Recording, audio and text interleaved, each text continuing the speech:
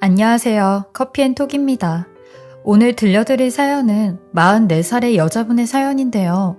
신혼 첫날 밤 그 힘든 항암 치료를 받으시다가 충격적인 일을 알게 되셨다는데 사례자님께서 무슨 일이 있으셨는지 바로 사연 읽어보겠습니다. 안녕하세요. 저는 현재 미용실을 운영하고 있는 원장 겸 디자이너입니다. 이날 이때까지 쉬는 날도 없이 죽어라 일만 하며 산 결과 이 업계에서는 꽤 알아주는 사람이 되었습니다. 어렸을 때부터 일을 시작해 지금까지 25년 동안 이 일을 하고 있으니까요. 사실 다른 사람들에게 미용 일을 한다고 이야기하면 다들 선입견을 갖고 절 보셨어요. 특히 어렸을 때는 더 심했는데 대개 어른들의 반응이 미용? 그거 못 배운 애들이나 하는 거라며 날라리 같은 애들이나 미용 일을 한다고 하셨죠. 저는 날라리는 아니었지만 제대로 된 교육을 받지 못한 건 사실이었어요. 당시 저희 집 형편이 너무 안 좋아서 고등학교 중퇴를 하게 되었거든요. 집안 형편이 좋을 수가 없었던 게 아버지는 1년에 10번이나 집에 올까 말까 하셨고 엄마는 1년에 몇 번씩 경찰서에 들락날락 하셨어요. 결국 엄마는 저 초등학생 때 감옥에 들어가셨고요. 아직까지도 엄마가 뭐 때문에 그런 곳에 들어갔는지 모르겠지만 그때 당시 아빠 말로는 네 엄마가 다른 남자랑 아주 대단한 일을 벌였다고 했어요. 그리고 제가 살던 동네가 워낙 좁은 동네였는데 좁은 동네이다 보니 엄마의 소문은 삽시간에 퍼져나갔어요. 매번 저는 엄마라는 좋은 글씨가 따라다녔고 학창시절 또한 유난히 암울했어요. 친구들도 다 저를 피해 다니며 뒤에서나 앞에서나 제 욕을 했거든요. 따돌림 당하는 일이 익숙해질 정도였어요. 하지만 이런 친구들의 반응보다 더 견딜 수 없었던 게 아빠의 반응이었습니다. 아빠는 매번 집에 올 때마다 엄마를 무참히도 증오했어요. 여자 하나 잘못 들어와서 집안 망신은 네 애미가 혼자 다 시키고 다닌다고 했죠. 그러면서 너도 네 엄마 출소하면 나 따라올 생각 하지 말고 네 엄마 따라가라고 했어요.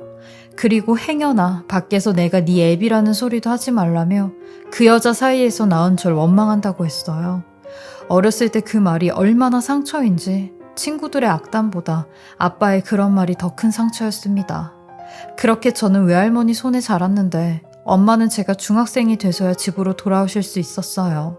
그리고 엄마가 출소를 하자마자 기다렸다는 듯이 아빠마저 저희 모녀를 버리고 영영 사라지셨어요. 엄마는 소문이 날 대로 난 이 동네를 떠나지도 않고 아빠가 돌아올 수도 있다는 집념으로 그 동네에서 계속 사셨어요. 근데 문제는 엄마가 이 동네에서 돈벌이를 할 수가 없었다는 겁니다. 다들 엄마의 과거를 잘 알기에 엄마를 직원으로 써주는 곳은 단 한 곳도 없었죠. 뭐라도 해서 돈을 벌라는 외할머니의 말씀에 엄마는 그곳에서 배운 미용 기술을 써먹었습니다. 집에서 동네 아주머니들 머리를 해주었는데 10,000원, 20,000원씩 받아가면 머리를 해주었죠. 하지만 엄마는 이 일을 하면서도 한 달에 몇 번씩이나 동네 미용실 원장들이랑 머리를 잡고 싸우셨어요.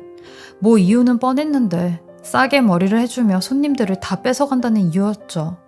저도 보고 배운 게 미용인지라 고등학교 졸업도 하지 못한 채 돈을 벌려고 미용 업계에 뛰어들었습니다. 그리고 20년 넘게 이 일을 하면서 남들한테 손가락질 한번 받아보지 않고 남 부끄럽지 않게 떳떳하게 살았습니다.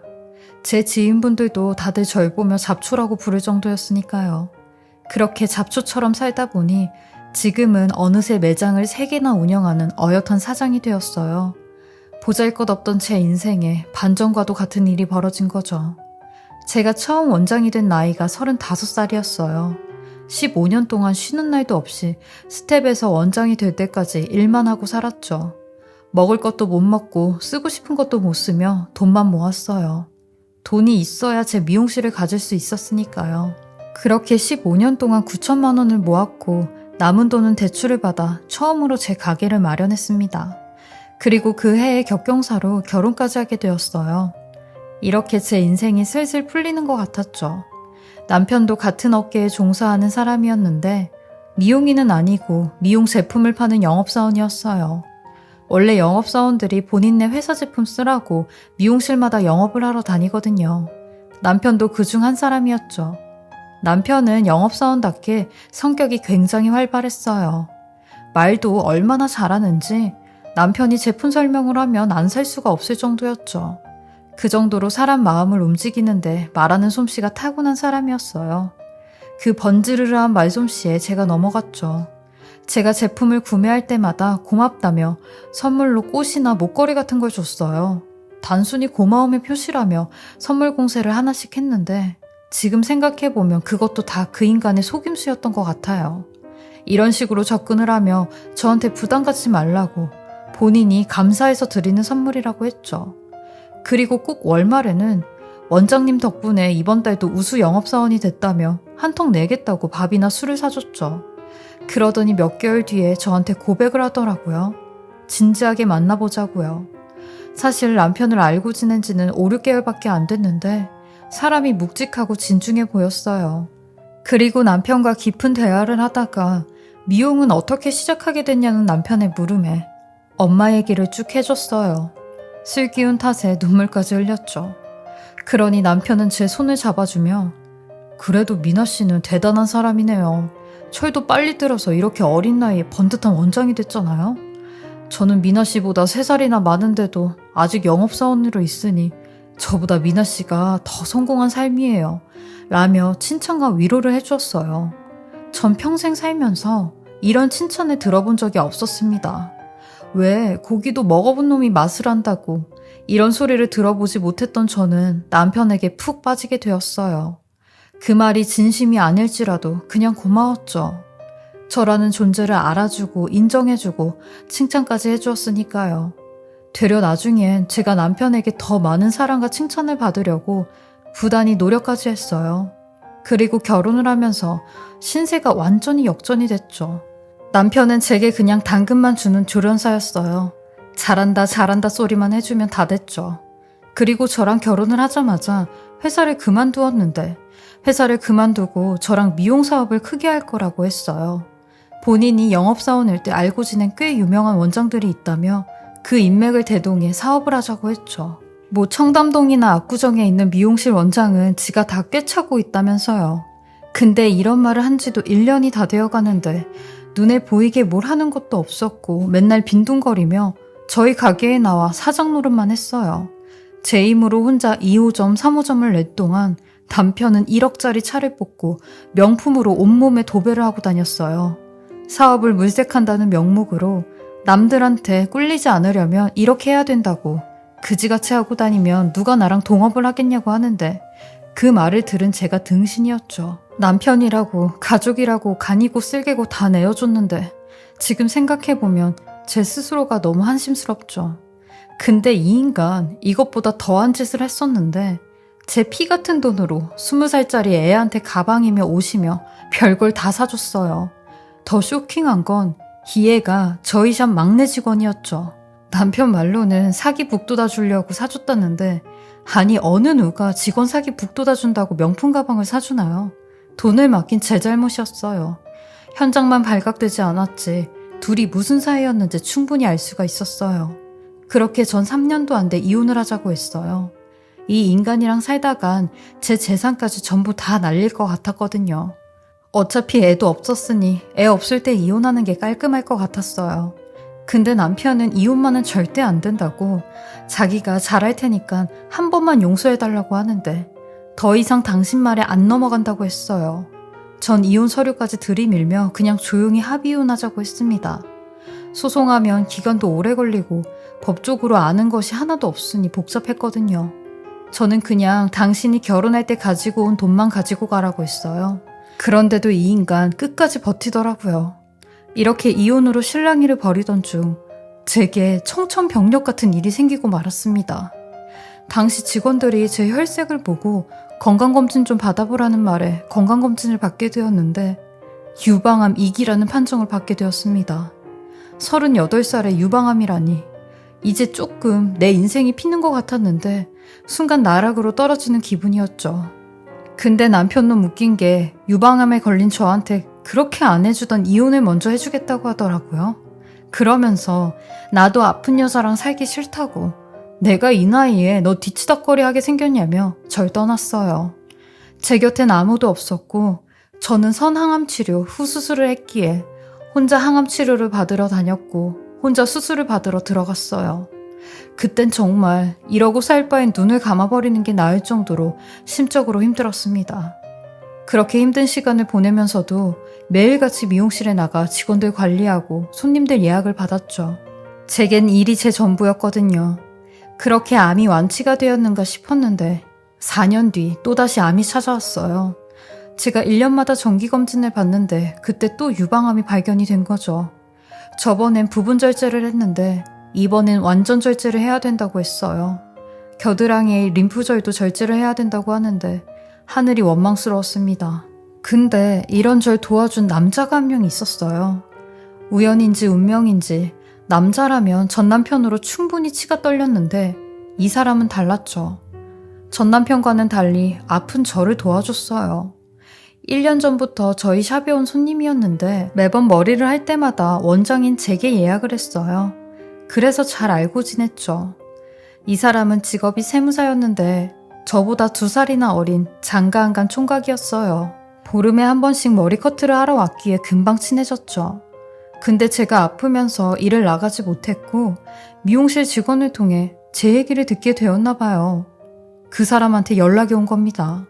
그러더니 다짜고짜 절 도와주고 싶다고 하는 겁니다. 제 사정을 잘 알기도 알았고 그냥 절 보니 돌아가신 어머니가 생각이 난다며 본인이 옆에 있어줘도 괜찮겠냐고 하는데 약해질 대로 약해진 저한테 의지가 되어준 사람이었어요. 그 사람은 저와 같이 가발을 사러 다녔고 머리카락 하나 남지 않은 제 모습까지 봤어요. 그리고 수술실 들어가는 것까지 봐준 사람이죠. 저는 이 사람에게 왜 나한테 이렇게 잘해주냐고 했어요. 혹시 내가 가진 재산 보고 이렇게 잘해주냐고 했죠. 그러니 그 사람은 박장대소를 하며 미나 씨, 저도 돈 잘 벌어요. 그냥 미나 씨를 보면 챙겨주고 싶고 도와주고 싶고 그래요. 아마 제가 미나 씨를 많이 좋아하나 봐요. 라고 하며 사실 미나 씨네 가게에서 미나 씨 처음 본 순간부터 좋아했어요. 그래서 머리가 길지 않아도 보름마다 머리 자르러 간다는 핑계로 미나 씨 보곤 한 거고요. 라고 했죠. 처음 듣는 소리였습니다. 전 그 사람에게 나한테 초라한 과거가 있는데도 괜찮아요? 돌싱에 부모 없는 여자고 몸에 암덩어리만 남아서 절제 수술까지 받으면 여자로서의 매력이 하나도 없어질 텐데 그래도 내가 좋아요? 라고 물어봤어요.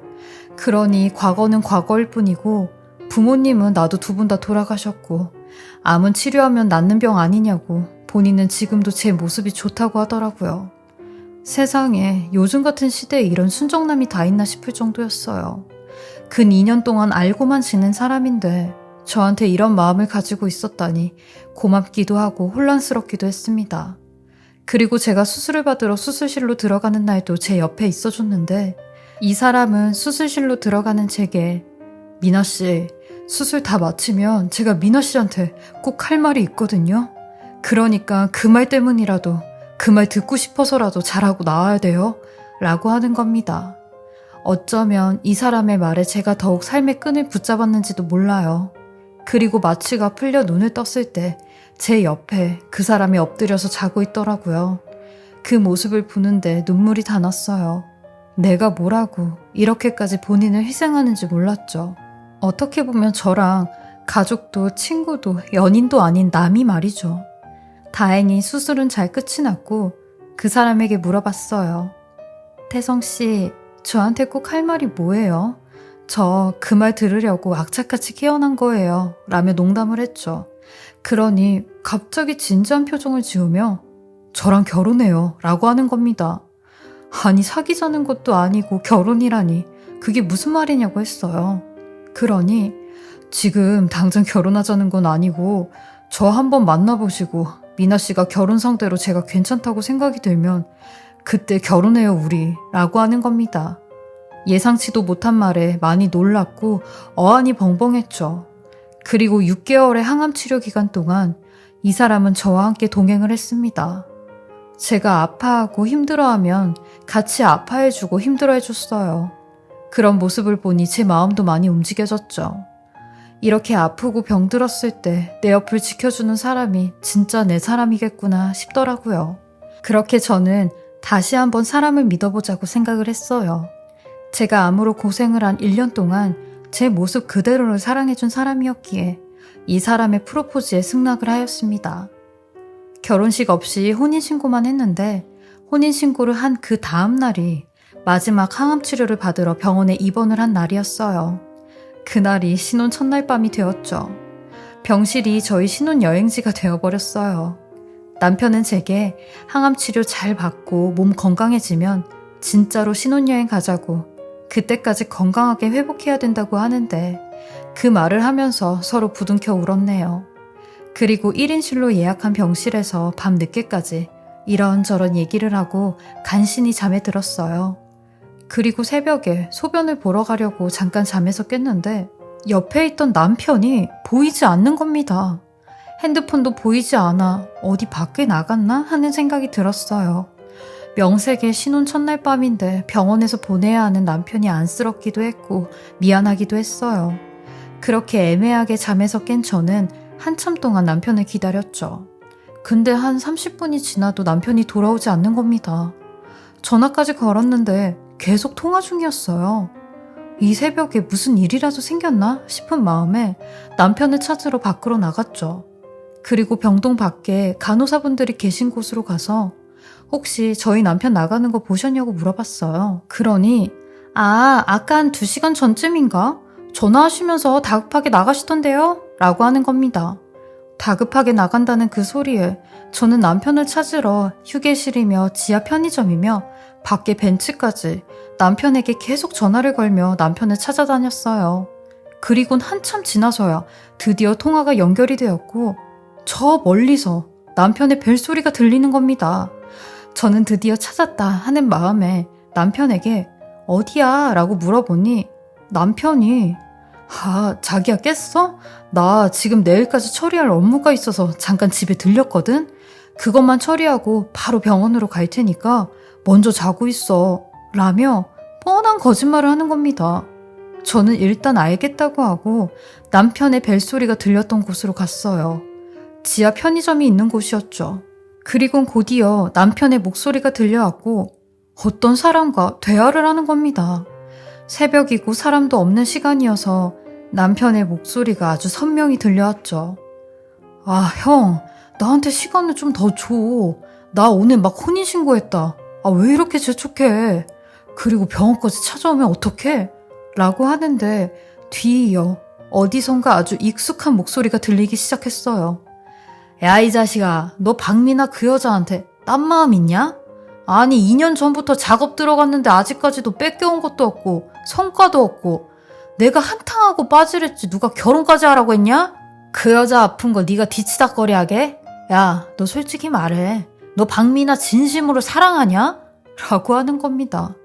그 목소리, 그 말투, 바로 제 전 남편이었습니다. 이 둘의 얘기를 계속 듣고 있는데 다리까지 풀려버렸어요.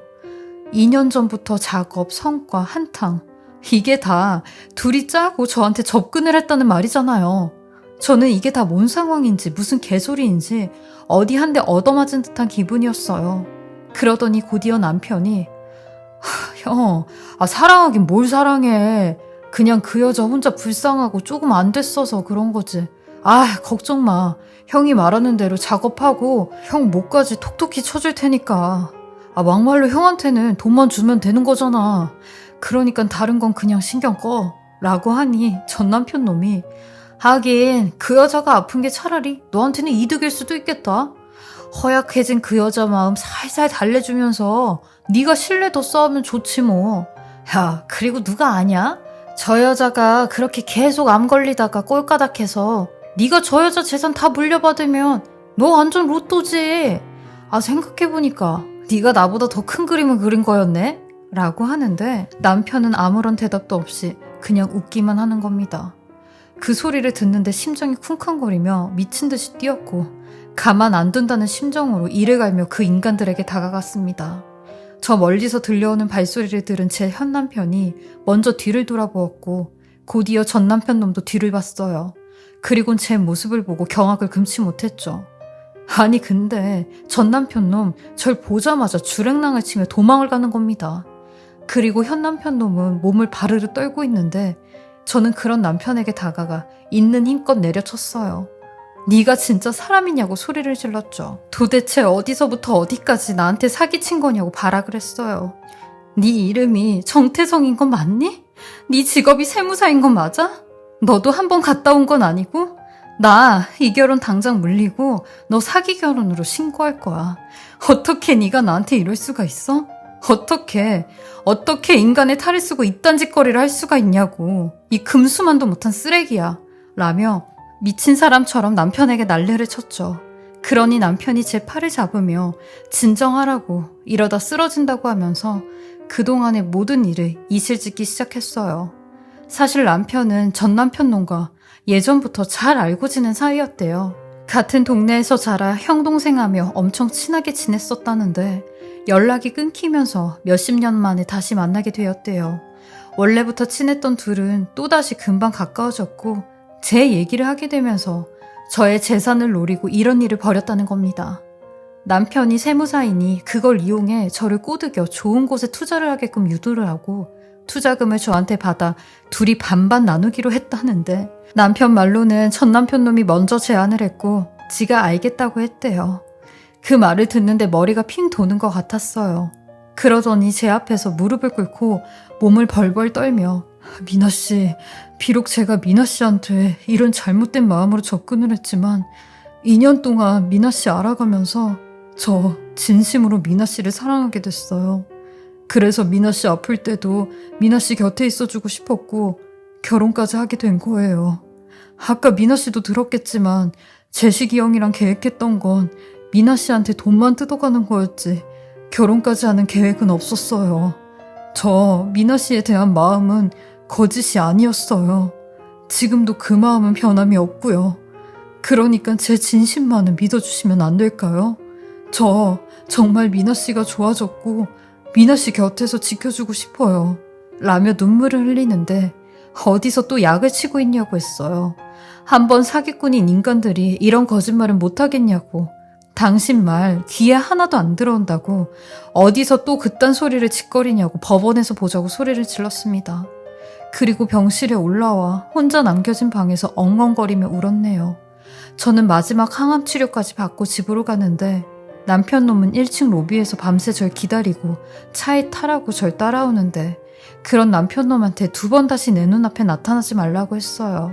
저는 전 남편이나 현 남편이나 사기로 신고를 하고 싶었지만 제게 물질적으로 피해를 준 게 없으니 신고는 못한다고 하더라고요. 혼인 무효 소송만 할 수밖에 없었죠. 그리고 나서 현 남편은 매일같이 저희 집을 찾아와 항암 치료 후 먹는 음식을 가지고 왔어요. 제가 나올 때까지 무릎을 꿇고 집 앞에서 있었는데 머리로는 저 사람 끝까지 쇼하고 있구나 라고 생각이 드는데 가슴으로는 저 사람 매일같이 밤새 저러고 있는 거 괜찮은 건가? 라는 생각이 드네요. 왜 불나방이 자기가 타 죽는 걸 알면서도 불 속으로 날아든다고 하잖아요. 그 불나방의 모습이 꼭 제 모습과도 같다는 생각이 드네요. 마음 독하게 먹고 이 사람과 인연을 끊어야겠지요? 지금은 항암 치료로 몸도 너무 힘들고 마음마저도 너무 힘이 드네요. 사실 살고 싶은 의욕도 욕심도 없는 심정입니다. 저는 가족도 없어서 누구한테 말도 못하고 답답한 마음에 이렇게 제 이야기를 해봅니다. 제 길고 긴 사연 들어주시고 읽어주셔서 감사하고요. 다들 인생의 앞날에 평안하고 좋은 일들만 있으시길 바라겠습니다. 지금까지 커피앤톡이었습니다. 오늘도 제 채널을 봐주셔서 감사합니다. 저는 다음 영상으로 또 찾아뵙겠습니다.